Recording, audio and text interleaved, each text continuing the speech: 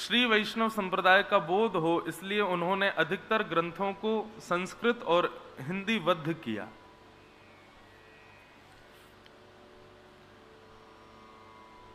तो श्री लक्ष्मी जी का ही अवतार हुई श्री गोदाम्बा जी। उनको लक्ष्मी स्वरूप ही माना गया, लक्ष्मी जी का ही अवतार थे श्री गोदाम्बा जी। तो श्री गोदाम्बा जी दक्षिण भारत में, उन्होंने जब भागवत में रास पंचाध्याय सुना, ठाकुर जी की रास बिहार की लीला को सुना, तब से ठाकुर जी के प्रति उनका प्रेम भाव प्रकट हो गया। तो ये बात निश्चित थी वो लक्ष्मी ही हैं, तो इसलिए उनका प्रेम तो अनायास होना ही था ठाकुर जी से। पर उनका भाव था कि जिस प्रकार गोपियों ने रास बिहार किया, वैसा रास बिहार अभी तक लक्ष्मी जी का नहीं हुआ ठाकुर जी से। तो श्री गोदाम्बा जी इसी कलिकाल में उनका भाव था। तो उनके पूज्य पिताजी महाराज वे नित्य श्री रंगनाथ भगवान की सेवा के लिए जाते थे। दक्षिण में तिरुचिरापल्ली में श्री रंगनाथ भगवान का सुंदर मंदिर है।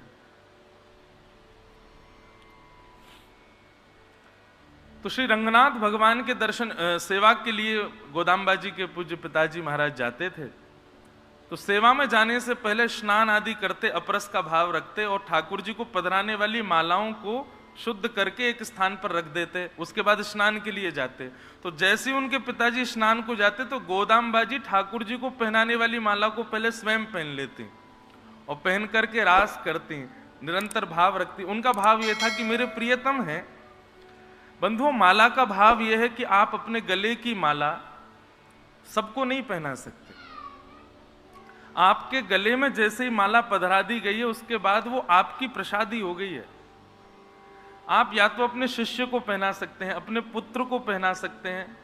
जैसे हम कथा कर रहे हैं तो उतनी देर हम श्रोताओं को पहना सकते हैं अपने गले की माला, पर श्रोता अपने गले की उतार के हमको पहनाए तो वो एक प्रकार से अपराध। ऐसे ही भक्त अपने गले की माला ठाकुर जी को धारण नहीं करा सकता। पर श्री गोदाम्बा जी के मन में तो प्रियतम का भाव था। तो जितनी देर उनके पिताजी निवृत्त होते स्नान आदि से, अपरस के भाव में जाते थे मंदिर में, उतनी देर वो माला पहन करके नृत्य करती थी। और जैसे ही पिताजी का बाहर आने का समय होता, तुरंत माला व्यवस्थित करके चली जाती और उनके पिताजी वही माला ले जाते और जाके श्री रंगनाथ भगवान को पहना देते। एक दिन जैसे ही माला लेकर के जाने लगे तो उन्होंने देखा कि माला में एक केश, लंबा केश माला के ऊपर दिख रहा है। और केश देखते ही गोदाम्बा जी के पिताजी ने सोचा, अरे अरे ये तो अपवित्र हो गई माला। पर ये केश है किसका? ठाकुर जी को पधराने योग्य तो ये माला नहीं है, पर ये केश है किसका? उन्होंने अपने घर में खेल रही नन्ही सी कुमारी गोदाम्बा जी से कहा, लाली तुम्हारी केश सबसे लंबे हैं, कहीं तुमने ये माला धारण तो नहीं की? आज उन्होंने अपने मन का भाव बताया। बोले, जी पिताजी, मैंने माला धारण की और मैं नित्य धारण करती हूं, क्योंकि मैं उनको अपना प्रियतम मानती हूं। और प्रियतमा अपनी वस्तु प्रियतम को तो धारण करवा सकती है। पिताजी बोले, अपराध, घोर अपराध। वे श्रीमन नारायण हैं, तुम अपने गले की माला कैसे पहना सकते हो? बोले, पिताजी आज से नहीं, मैं तो महीनों से पहना रही हूं। आप स्नान करने जाते हैं, मैं माला धारण कर लेती हूं, और जैसे आप आते हैं मैं उतारते। वही माला नित्य रंगनाथ भगवान पहनते हैं। आज तक उनको जब बुरा नहीं लगा तो अब क्यों बुरा लगेगा? अब क्यों पाप लगेगा?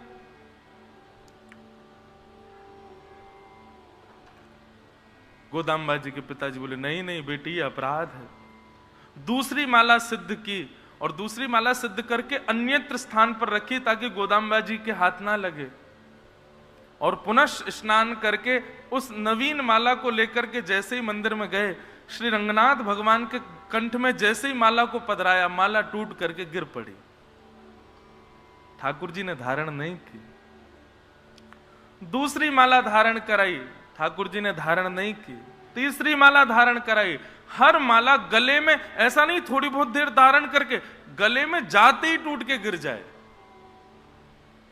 दूर खड़ी गोदाम्बा जी दर्शन कर रही थी। बोले, पिताजी आपको शुद्धता और अपवित्रता आदि का भाव लगता है, पर ठाकुर जी भी मुझको प्रियतमा मानते हैं। एक बार एक माला मुझे धारण करा के फिर धारण कराओ।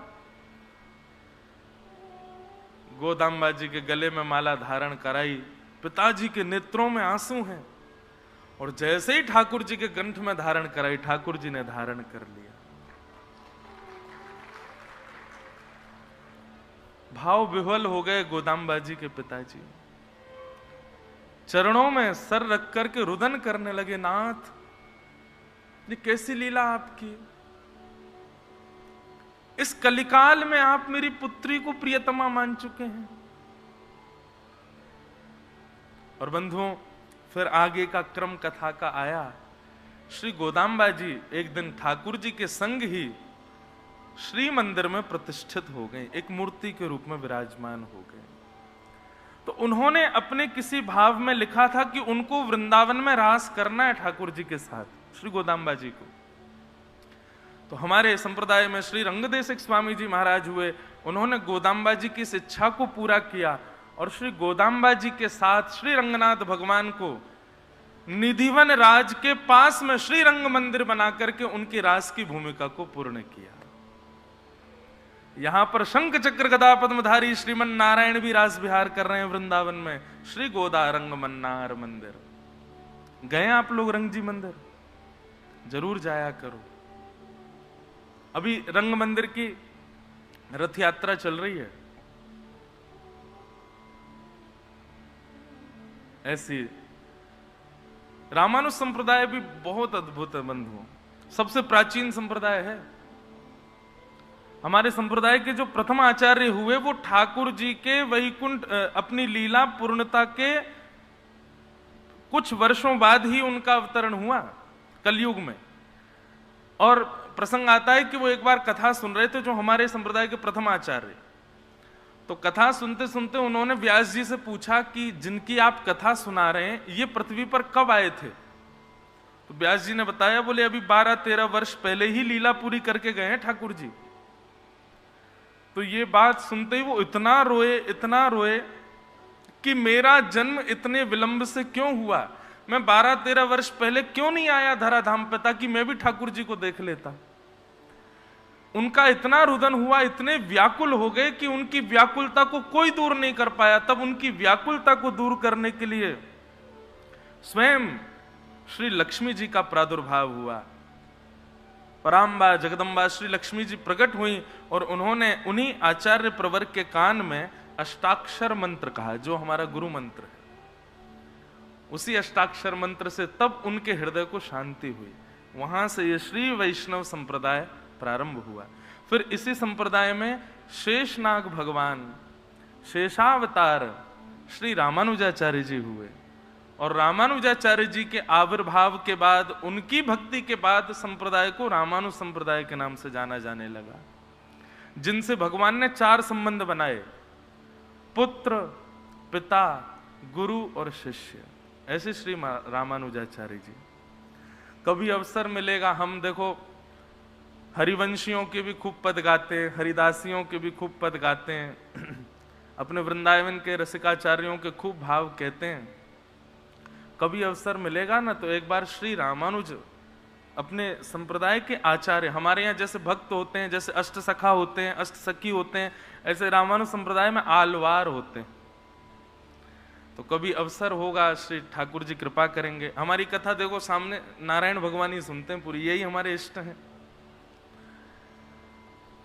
हम तो भाव ये रखते हैं चतुर्भुज क्या है, बोले 2 भुज श्री जी के हैं, 2 भुज ठाकुर जी के हैं, इसलिए चतुर्भुज है।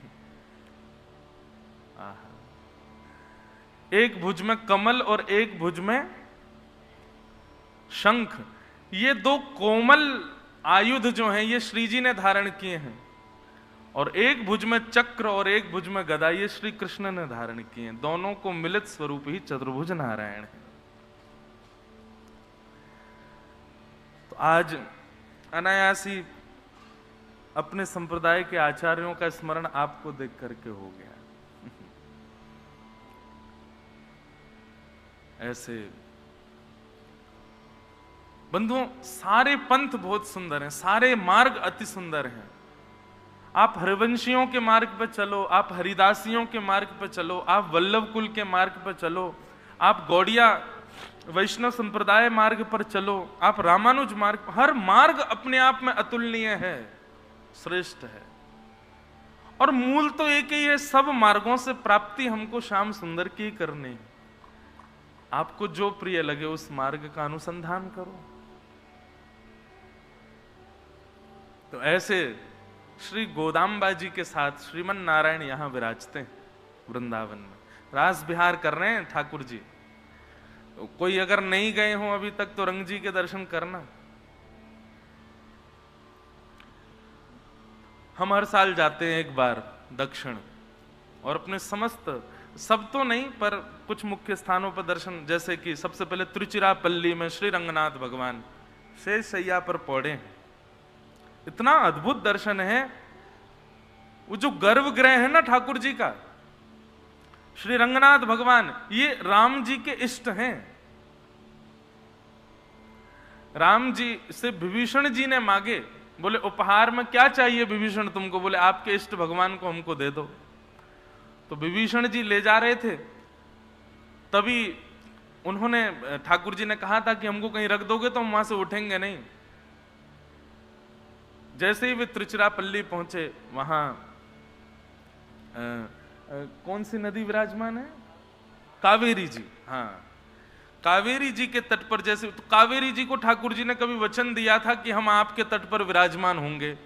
कावेरी जी बोली आप सरजू जी के तट पर भी विराजते हो, वृंदावन में यमुना जी के तट पर भी विराजते हो, हमारे तट को भी सुशोभित करो। ठाकुर जी ने उनको वचन दिया था हम आएंगे। तो विभीषण जी लंका लेके जा रहे थे रंगनाथ भगवान को, तभी कावेरी जी ने प्रार्थना की, बोले ठाकुर जी यही है हमारा स्थान, यहीं रुको। ठाकुर जी बोले हम कैसे जाएं, जब तक ये नीचे रखेगा नहीं हम रुक नहीं सकते। तब कावेरी जी ने अपने इष्ट वरुण देवता से प्रार्थना की, नदियों के इष्ट वरुण देव हैं, कि आप कुछ करो। तो वरुण देव ने जाकर के विभीषण जी के उदर में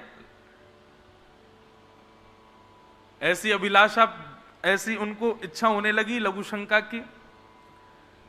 ऐसी एक कथा आती है, एक जगह कथा आती है कि एक बालक छोटा सा आया, उसने आकर के कहा आप थोड़ा आराम कर लीजिए, ठाकुर जी हमको दे दो। आदि आदि भाव आते हैं। किसी रूप से विभीषण जी ने ठाकुर जी को वहां रखा और वे तुरंत निवृत्त होने गए। निवृत्त होकर के लौट के स्नान करके आए, ठाकुर जी को उठाया। ठाकुर जी बोले अब हम नहीं जाएंगे, हमने पहले ही कहा था जहां रख दोगे वहीं रहेंगे, अब तो हम यहीं विराजेंगे। विभीषण जी बहुत रोए, बोले भगवान अब मैं लंका लेके जाता, आपके साथ आनंद करता। बोले तुम चिंता मत करो, ये एकमात्र हमारा नारायण भगवान का एकमात्र ऐसा मंदिर है जो दक्षिण की तरफ मुख करके है।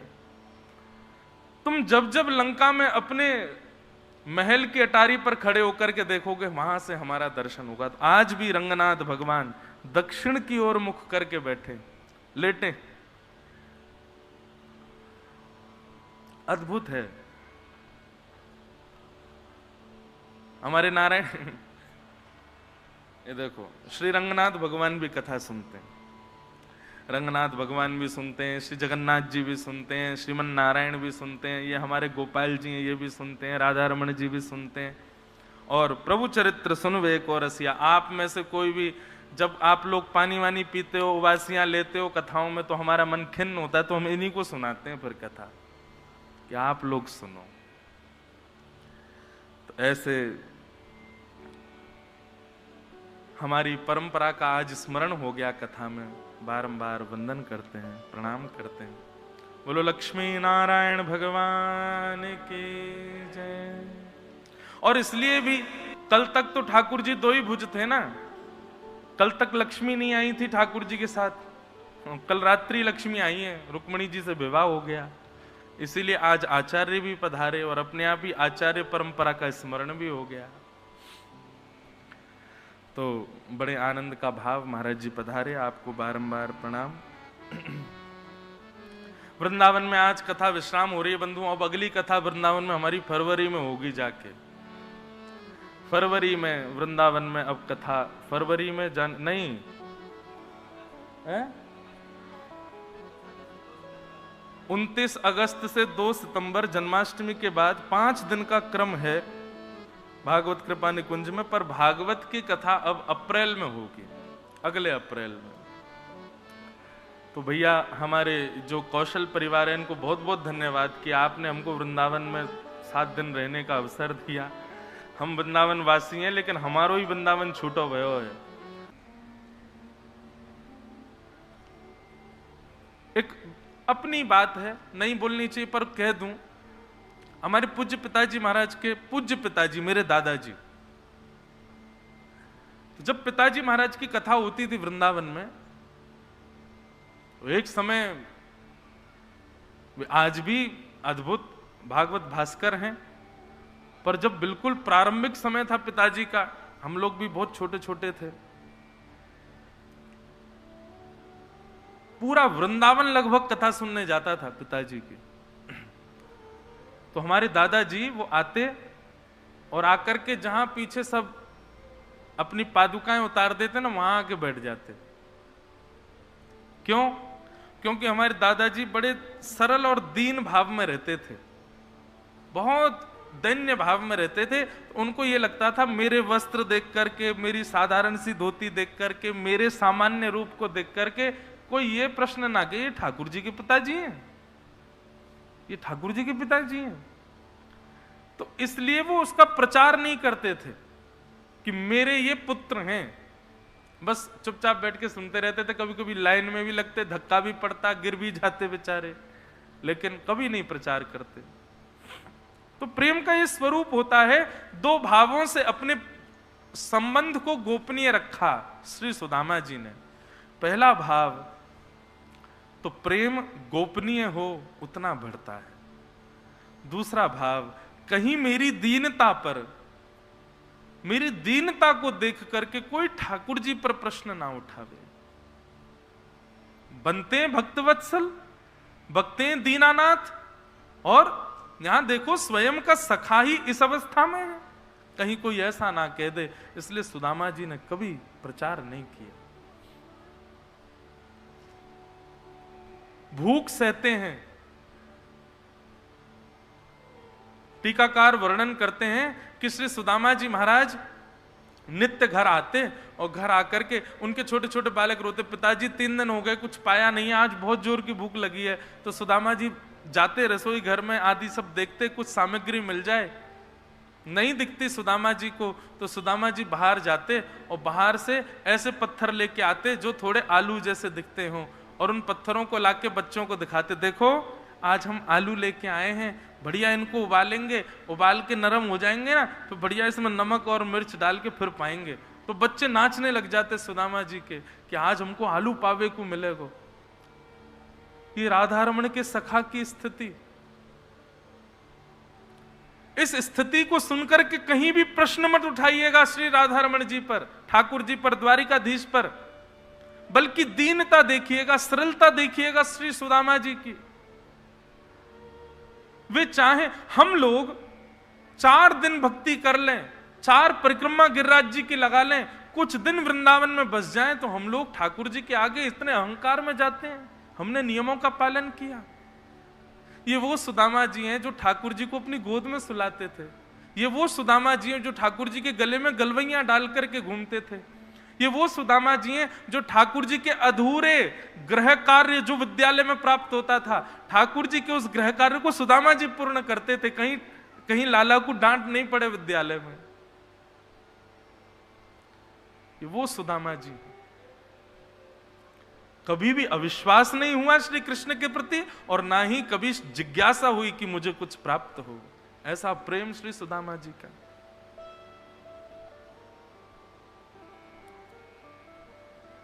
आलू जैसे दिखने वाले उन पत्थरों को रख देते पतीले में जल भर के, और बच्चों से कहते देखो आलू पक रहे हैं, अब जब तक ये उबलेंगे, जब तक नरम होंगे, तब तक क्या करोगे? बोले क्या करें पिताजी? बोले आओ गोद में सर रखो, थोड़ी देर कृष्ण लीला सुनो, उसके बाद फिर हम लोग पाएंगे।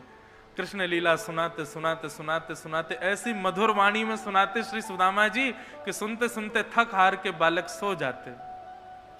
और सुदामा जी बालकों को व्यवस्थित करके पतीले से उन आलूओं को वो पत्थरों को रख देते, जल को बाहर फेंक आते, एक कोने में बैठ करके ठाकुर जी का बड़ा अनुग्रह करते। बड़ी कृपा ठाकुर जी, आपका बड़ा अनुग्रह। सुशीला आकर के कहती, किस अनुग्रह की आप धन्यवाद करते हो ठाकुर जी को?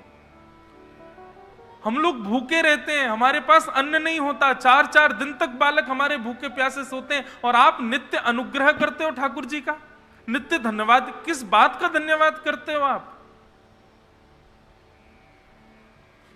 सुदामा जी कहते, अरे सुशीला, शास्त्रन में वर्णन है, जादना व्यक्ति निराहार होकर के एकादशी व्रत करे ना, बाकी के महीना के हर दिना में मानव ठाकुर जी को याद करे, लेकिन जादना निराहार है कि एकादशी को व्रत करे, वादना ठाकुर जी व वैष्णव को याद करें। पर मैं और तू कितने भाग्यशाली, दुनिया के लोग तो महीना में 2 बार एकादशी करें, पर मेरी तेरी तो हफ्ता हफ्ता भर की एकादशी, मतलब 1 हफ्ता तक ठाकुर जी हमको निराहार रख करके हमको स्मरण करें, हमारो स्मरण करें, श्री ठाकुर जी हमको याद करें। बंधुओं, ये वैष्णव का स्वरूप होता है, भगवत भक्त का स्वरूप होता है। वो अपने जीवन में घटने वाली प्रत्येक घटनाओं को सकारात्मक रूप से देख करके भगवत संबंधी बना देता है, कभी उसकी शिकायत ठाकुर जी से नहीं करता। जो भी हो रहा है सब लाल जी की कृपा है, इसमें कोई भलाई ही होगी, ऐसा भाव जान करके अपनी प्रत्येक स्थिति को स्वीकार करता है। ये वैष्णव का लक्षण है। सुदामा जी की इस दीन अवस्था को देख द्वारिकाधीश तो सब जानते हैं, बस द्वारिकाधीश प्रतीक्षा कर रहे थे कि सुदामा कभी कह दे, प्रचार करे कि श्री कृष्ण मेरे सखा हैं। पर ठाकुर जी ने देखा कि आज तक सुदामा ने कभी प्रचार नहीं किया, तो भगवान एक भिक्षुक का भेष धारण करके, द्वारिकाधीश एक भिक्षुक का भेष धारण करके सुदामा जी की नगरी में घूम रहे थे, और भ्रमण करते करते सुदामा जी के द्वार पर पहुंच गए, और सुदामा जी के द्वार पर जाकर के भिक्षाम देही माते भिक्षाम देही, द्वारिकाधीश कह रहे हैं।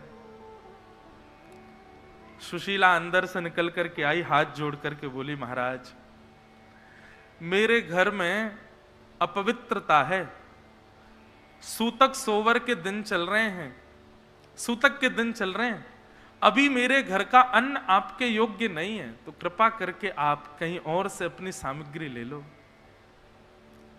भगवान भिक्षुक के रूप में गए थे, सुशीला से कहने लगे, अरे तुम्हारे घर सूतक? अरे किस लिए?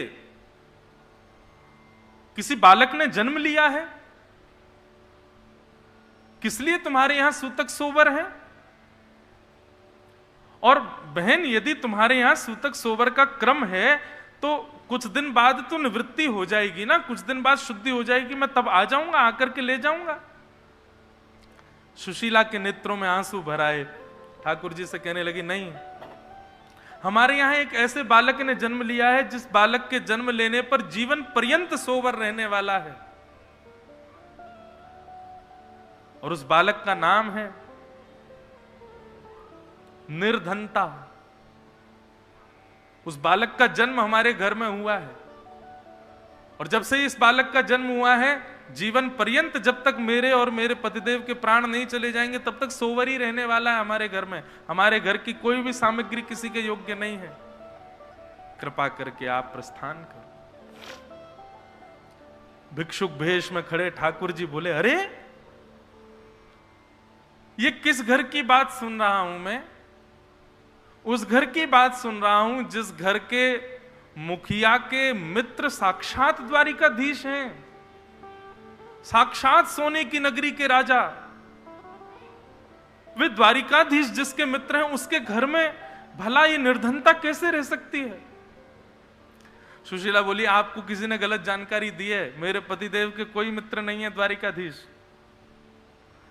भिक्षुक भेष में ठाकुर जी बोले, देवी तुमसे छुपाया गया है ये भाव, पर वास्तविकता यही है, तुम्हारे पतिदेव के साक्षात मित्र हैं द्वारिकाधीश। और यदि विश्वास नहीं होता तो जब तुम्हारे पतिदेव ध्यानस्थ बैठे हो तो जाकर के उनसे पूछ लेना द्वारिकाधीश से तुम्हारा क्या संबंध है। यदि वो विचलित हो जाएं तो समझ जाना कि उनके मित्र हैं द्वारिकाधीश। ऐसा कहकर के भिक्षुक तो चला गया। सुशीला भीतर गई, सुदामा जी ध्यानस्थ बैठे थे। सुशीला ने सामने जाकर के कहा, सुनिए मुझे आपसे कुछ बात करनी है। सुदामा जी बोले, हाँ बोलो। द्वारिकाधीश से आपका क्या संबंध है? ये बात सुनते ही सुदामा जी की जीभ लड़खड़ाने लगी और नेत्र उठा करके ऐसे सक पका के उन्होंने अपनी पत्नी को देखा। बोले, नहीं तो कोई भी नहीं, कुछ भी नहीं। किसने कहा? वो परमात्मा है, मैं जीवात्मा हूं, बस यही संबंध है। बोले, सच बताइए आपका क्या संबंध है? आपको अपने बालकों की सौगंध है। आपकी विचलितता और आपकी जीव का लड़खड़ाना मुझे बताता है कि आपका कोई तो संबंध है उनसे।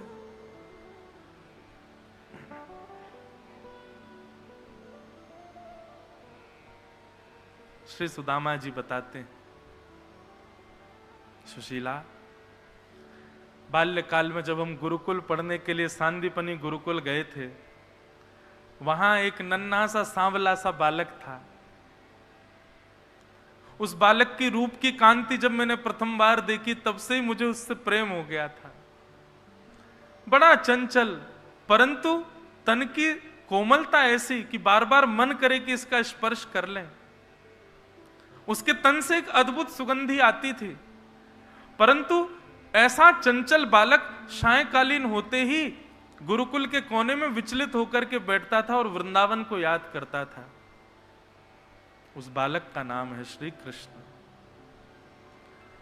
तब उसके हृदय को शांति पहुंचाने के लिए मैं उसको ब्रज लीलाएं सुनाता था, वृंदावन की लीलाएं सुनाता था। मेरे गोद में सर रख करके वो बालक सो जाता था। वही मेरा मित्र श्री कृष्ण है। गुरुकुल में हमारी मित्रता हुई। उसके अधूरे कामों को मैं पूर्ण करता था। उसके द्वारा कोई गलती हो जाती तो मैं उनको छुपाता था, कहीं गुरुदेव उसको दंड ना दे दें। ऐसा मेरा प्रिय मित्र, प्रिय सखा है श्री कृष्ण। परंतु आज ये जो स्थिति मेरी है, ये मेरा प्रारब्ध है। मैं इस प्रारब्ध के लिए किसको कोसूं? कहीं तुम या फिर कोई और व्यक्ति मुझसे जिज्ञासा ना करे कि जाओ द्वारिकाधीश से कुछ मांग करके लाओ। इसलिए मैं कभी इस बात का प्रकाश नहीं करता कि वो मेरे सखा है। देवी, मेरी तुमसे प्रार्थना करता हूं, आज मैंने प्रकाश तो किया है इस भाव का, लेकिन फिर भी मुझसे जिज्ञासा मत करना कि मैं द्वारिकाधीश से कुछ मांगने जाऊं। मेरे सखत्व को इतना ही रहने दो कि मैं उनसे प्रेम करूं। बंधुओं, ये द्वारिका नगरी जो सोने की है ना, ये सुदामा जी की भेंट है द्वारिकाधीश को। प्रसंग में कथा में सुनाता हूं कि भृगु ऋषि को भिक्षा देने से गुरुकुल में मना कर दिया गया। तब भृगु ऋषि ने दूर जाकर के अपनी दिव्य दृष्टि से देखा कि अंदर रसोई में 2 पोटलियां चने की रखी हैं, जो कि गुरु मां ने सुदामा और कृष्ण के लिए रखी हैं। अच्छा, एक ऋषि को देने से इनकार कर दिया बालकों को देने के लिए। मां, मैं श्राप देता हूं, जिन बालों के ममत्व में आकर के तुमने ये पोटलियां मुझे नहीं दी है ना, इन पोटलियों को जो खाएगा वो निर्धन हो जाएगा, लक्ष्मीहीन हो जाएगा, श्रीहीन हो जाएगा। और जब भृगु ऋषि ये श्राप दे रहे थे, तब नन्हे से सुदामा जी, छोटे से सुदामा जी वहीं एक झाड़ी के पीछे बैठ करके तुलसी तोड़ रहे थे। सुदामा जी ने जैसे ही सुना कि उन चनों को खाने वाला श्रीहीन हो जाएगा, नेत्र सजल हो गए। बोले, वो चने तो मैया ने मेरे और कृष्ण के लिए रखे हैं कि हम वन में जाएंगे तो जाकर के पालेंगे। मन में विचार करके सुदामा जी कहते हैं, आज अपने लाला को, आज अपने सखा को, मित्रता को उपहार देवे को समय आयो है। मैं जीवन भर श्रीहीन रह लूंगो, मेरो परिवार श्रीहीन रह लेगो, मेरो परिवार लक्ष्मी विहीन है लेगो। लक्ष्मी विहीन हैवे के बाद जो जो कष्ट हो मैं सब हम सह लेंगे, लेकिन हमारो लाला कभी दुखी ना रहे। और जब वन में गए कृष्ण सुदामा, वैसे तो चतुर नहीं होता भक्त, लेकिन जहां ठाकुर जी को सुख देने का भाव आए वहां चतुराई दिखाता है भक्त भी। श्री सुदामा जी ठाकुर जी से उन चनों की पोटलियों को मांगते हैं और ठाकुर जी से कहते हैं, ए लाला तू खारी हाथ चल लो, ले ये सुंदर सुंदर ये मैंने लकड़ी तोड़ी है, इनको तू लेके चल और ये चना की पोटली मुझे दे दे, कहीं गेर देगो। ठाकुर जी लकड़ियों की पोटली लेके चलने लगे और सुदामा जी ने वो चने अपने हाथ में ले लिए। समय पाकर के एक वृक्ष देखा, दौड़ करके सुदामा जी वृक्ष के ऊपर चढ़ गए। ठाकुर जी जब तक ऊपर आते तब तक सुदामा जी ने एक एक चना अपने मुख में भर लिया। ठाकुर जी बोले, अरे सुदामा रुक जा, बामे मेरे चना हुए, मेरे हक के चना भी हैं, मैया ने तेरे मेरे दोनों उनके काजे दिए, तू अकेलो मत खा जाइयो। सुदामा जी के नेत्रंते आंसू निकल रहे हैं और प्रत्येक चने का भाव लेकर के सुदामा जी एक ही आशीष दे रहे हैं, लाला तू सदा प्रसन्न रहियो, लाला तू सदा सुखी रहियो, लाला तू सदा आनंद में रहियो, तो को कभी कोई कष्ट ना हो लाला, मेरे बट को भी जो सुख है ना वो भी तेरे जीवन में आ जाए लाला, तू सदा प्रसन्न रहिए। और हम लोग अपने आप को सखा मानते हैं ठाकुर जी का। एक रात्रि का हमसे सुख छीन लिया जाए ना, क्रोध में भर करके ठाकुर जी को सुनाने लग जाते हैं। अपनी अनुकूल अवस्थाओं के विपरीत यदि कोई घटना हमारे जीवन में घट जाए तो सबसे पहले अविश्वास ठाकुर जी के प्रति करते हैं। और यहां सुदामा जी, उन्होंने अपना संपूर्ण जीवन, और केवल अपना ही नहीं, अपने से संबंध रखने वाली अपनी पत्नी, अपने से संबंध रखने वाले फूल जैसे कोमल बालकों का जीवन भी न्योछावर कर दिया कि हमारो द्वारिकाधीश प्रसन्न रहे, हमारो लाला सुखी रहे, हमारो सखा प्रसन्न रहे। इसलिए मैं कहता हूं नवदा भक्ति में सख्य भक्ति हमारे अधिकार का विषय नहीं है बंधुओं, और इससे दूर ही रहें तो अच्छा है, हम नहीं कर सकते। ठाकुर जी के चित्त में एक क्षण के लिए तो भाव आया, सुदामा मेरे बट के चना खा गए हो, लेकिन वास्तव में सुदामा जी ने श्रीहीनता को अपनाया और अपने बट की जो लक्ष्मी थी वह भी ठाकुर जी को दे दी। आज द्वारिकाधीश यदि स्वर्ण की नगरी में बैठते हैं, द्वारिकाधीश की संतान 56 भोग पाती है। अरे द्वारिकाधीश का हमारो ब्रज को लाला भी नित्य 56 भोग यदि लगा रहा है ना, ऐसे थाट में बैठो है ना, ये सब भी सुदामा जी की देन है हमारे लाला को। सुदामा जी ने कृपा करके दियो है लाला को। ऐसे सखा श्री सुदामा जी को हम प्रणाम करते हैं। 3 लक्षणों से युक्त हैं श्री सुदामा जी, विरक्तेंद्रिय, प्रशांतात्मा और जितेंद्रिय। 3 लक्षण यदि आपके भीतर नहीं है तो सख्य भक्ति का त्याग कर दीजिए। सबसे पहला विरक्तेंद्रिय, जो इंद्रियों में आसक्त है, किसी भी एक इंद्रिय में यदि आप आसक्त हो तो ठाकुर जी के सखा नहीं बन सकते आप। विरक्त इंद्रिय, जीव को जो दे दो स्वीकार, कानों को भगवत कथा स्वीकार, संसारिक उपभोगों के प्रति मन ना लगने वाले व्यक्ति को विरक्त इंद्रिय कहते हैं, जो अपनी इंद्रियों में आसक्त नहीं है। ऐसा प्रथम लक्षण। दूसरा लक्षण सुदामा जी का है प्रशांत आत्मा, अत्यंत शांत। एक तो होता है कम बोलने वाला और एक होता है मौन ही रहने वाला। सुदामा जी का नियम है वो मौन रहते हैं। बंधुओं, मेरे मन में पता नहीं क्यों ये भाव आता है कि ठाकुर जी बोलना तो चाहते हैं पर हम मौन रहते नहीं, इसलिए नहीं बोलते। वो मौन रहो ना, ठाकुर जी ने मौन व्रत कर रखा, जो हमको करना चाहिए वो ठाकुर जी करते हैं। मौन रहो, कम बोलो। जब बोलने का मन करे, जब मुख खोलो ना, तो कोई रसिकन की वाणी बोलो, भागवत जी के श्लोक बोलो, मानस जी की चौपाई बोलो। उसके अतिरिक्त इन शब्दों से कुछ और अनर्गल बोलने का प्रयास मत करो। और तीसरा लक्षण जितेंद्रिय। जितेंद्रिय का एक अर्थ तो इंद्रियों को जीतना होता है, पर मेरे मन का भाव ऐसा कहता है अपनी इंद्रियों को केवल और केवल भगवत संबंधी वस्तु प्रदान करना, इसका मतलब जितेंद्रिय। नेत्र केवल उसको देखेंगे जो भगवत संबंधी हो, कान केवल उसको सुनेंगे जो भगवत संबंधी हो, जिह्वा केवल उसका स्वीकार सेवन करेगी जो भगवत संबंधी हो। ऐसे 3 लक्षण जिसमें हैं वो ठाकुर जी का सखा। सुदामा जी महाराज चिंता में हैं कि पत्नी को पता चल गया द्वारिकाधीश मेरे मित्र हैं, और आज वही हुआ जो जिसके लिए भयभीत थे।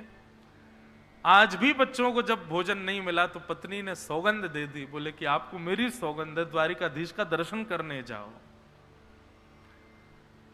अयम ही परमो लाभो उत्तम श्लोक दर्शनम।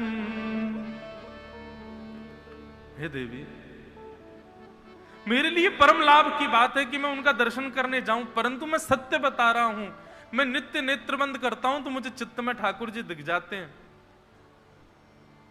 पर देवी, कहीं तुम्हारी मंत्रणा यदि ऐसी है, भावना ऐसी है कि मैं द्वारिकाधीश से कुछ जिज्ञासा के साथ जाऊं, तो क्षमा करो, मैं नहीं जाऊंगा।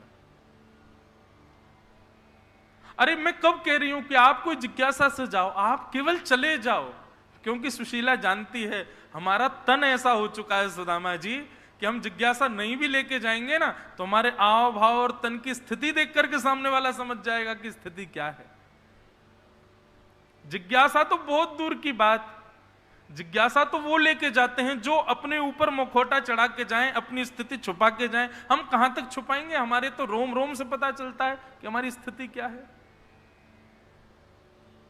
सुदामा जी बोले इसलिए नहीं जाऊंगा मैं कि द्वारिकाधीश, मुझे बहुत बहुत लज्जा आएगी द्वारिकाधीश के सामने। ये बात वो व्यक्ति कह रहा है जिसने श्रीहीनता ठाकुर जी के सुख के लिए स्वीकार करी। वो कह रहा है कि मुझे लज्जा आती है ठाकुर जी के आगे जाने में।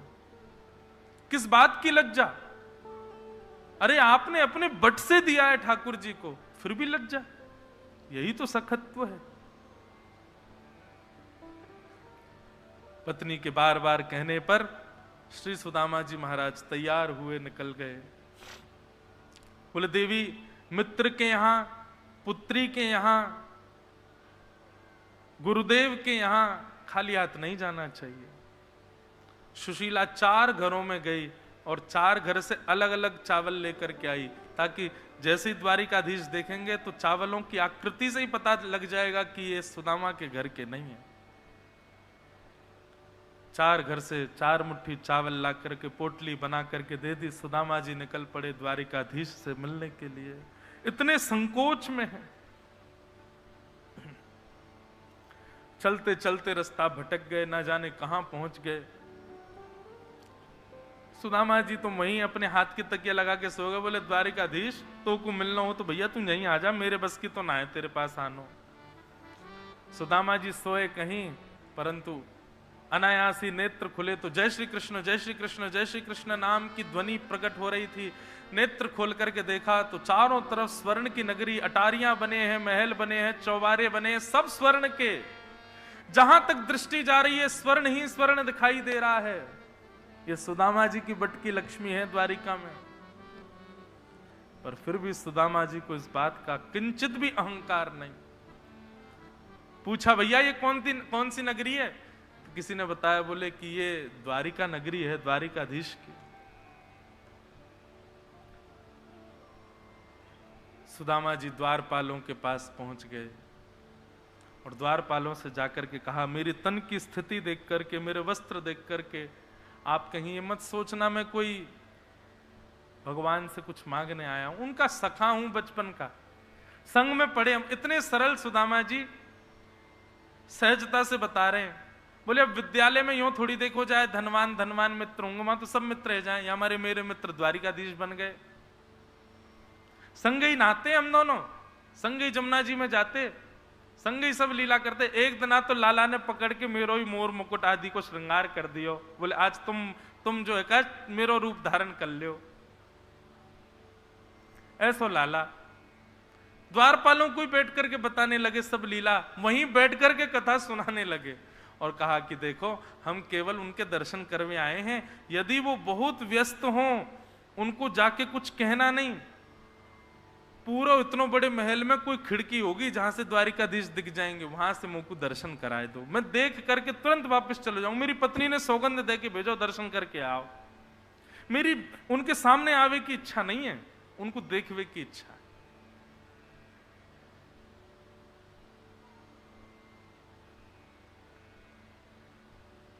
द्वारपालों के भी नेत्रों में आंसू आ गए सुदामा जी के भाव जान के।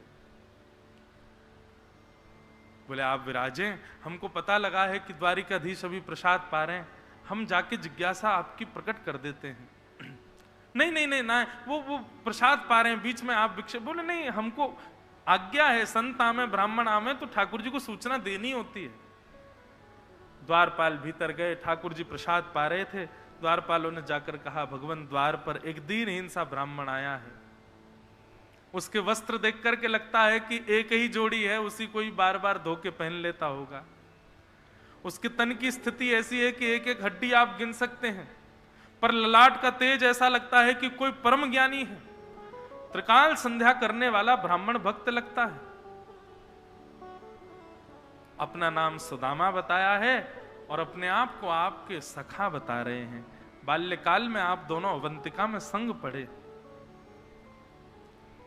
ठाकुर जी ने जैसे ही सुदामा नाम सुना, ठाकुर जी प्रसाद पा रहे थे, अपने प्रसाद के कवल को मुख तक ले जा रहे थे, जैसे ही कहा कि द्वार पर आपके अवंतिका में संग पढ़ने वाले सखा सुदामा जी आए हैं, ठाकुर जी का हाथ वहीं रुक गया। दोबारा ठाकुर जी ने मुख ऊपर करके कहा, कौन आए हैं द्वार पर? आपके बचपन के सखा श्री सुदामा जी आए हैं। ठाकुर जी बोले, मेरे सखा सुदामा जी आए हैं? बोले जी भगवान। और तुम लोग उनको बाहर द्वार पर ही छोड़ करके आ गए, भीतर नहीं लेके? भगवान आप प्रसाद पा रहे थे, इतना तो सुना ही नहीं द्वारिकाधीश ने।